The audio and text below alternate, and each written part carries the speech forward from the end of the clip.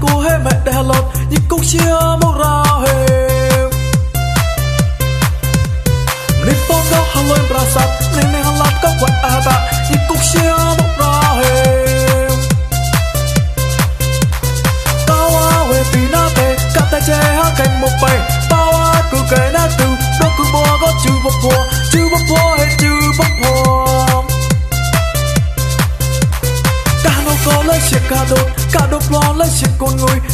lo lấy chia ôi ngài thèm đồ bóng trong đồ chạm chắc ngang ghế luôn nhìn lô ngục mùa vút to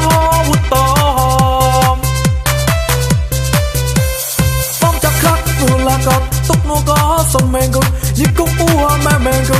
men gud ra có ngồi để ơi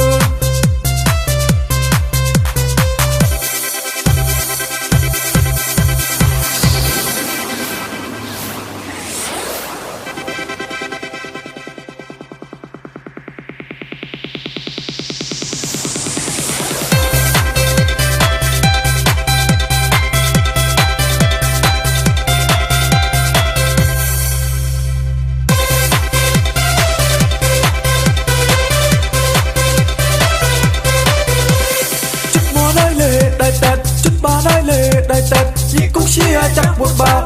bao lấy chắc một bao mẹ đè lót sắp đè cua hết mẹ đè lót nhị cũng chia sắp xanh ghê lấy so xanh ghê lip bóng đó hà lôi bà sắp nên nàng lát có quay à tạ nhị cũng chia à rút ra cao á về tì ná tê cả ta chê hát cây một bầy bao á cứ cây ná tù đó cứ bó có chư bọc bó hay chư bọc bó cả nó có lấy chiếc cả đốt lo lấy chiếc con người lo lấy chia ôi ngài khanh đồ bóng trong đồ chạm chắc nhang ghế luôn nhìn lô mùa vút to